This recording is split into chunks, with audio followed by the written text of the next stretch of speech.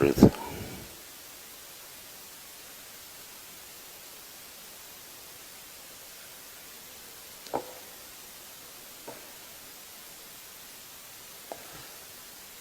God is good, and all the time. I know I have a tribute that I wrote, but I don't think I can read the tribute now. I think I know Beryl like the back of my hand. I'm not going to say much today, but what I want to say is that Beryl was my sister, but my friend. One of the best friends I ever had.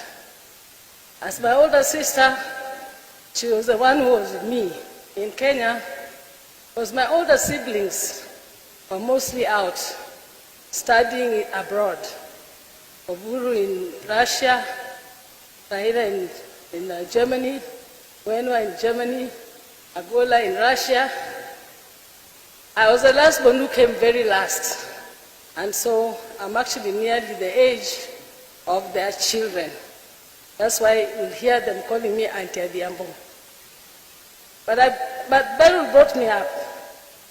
Ever since I was young, the first person I knew was her.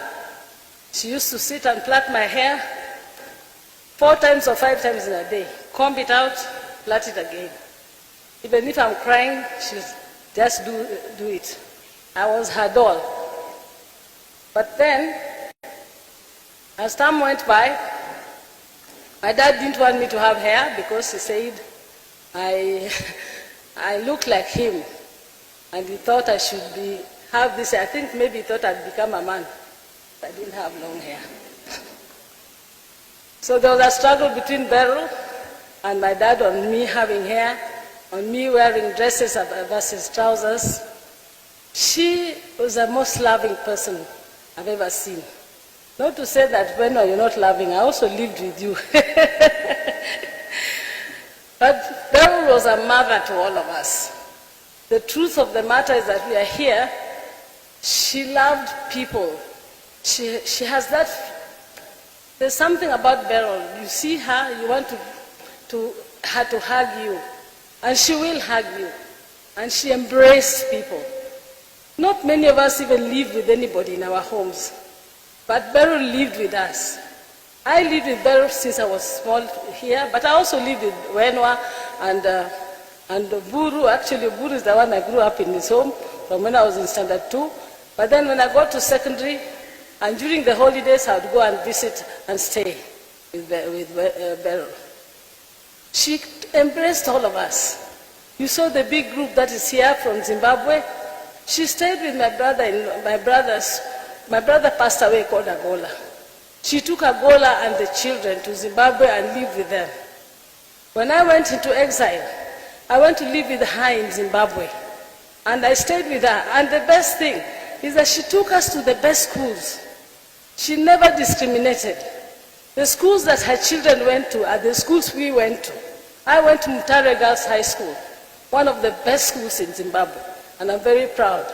That time she was the first woman, the first black to become a town clerk in the city of Mutare in Zimbabwe.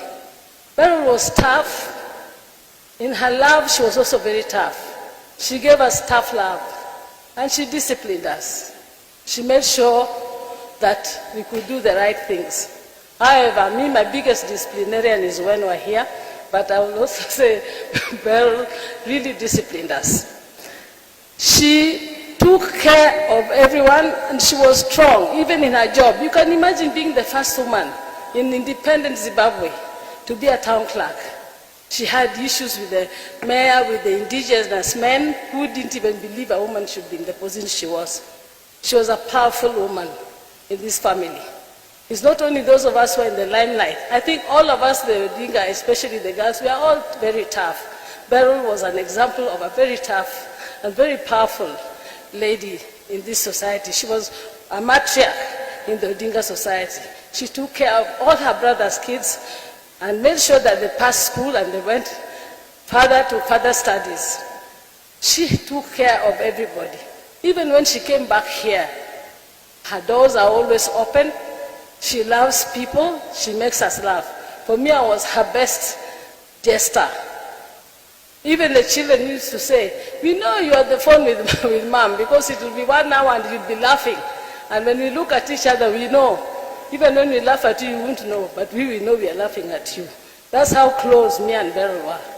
I've been her carer through her journey with her illness, and I'm happy to say that even up to the end, even the day before she died, she was smiling with me and Auma here, her daughter, and she was still trying her level best to be alive.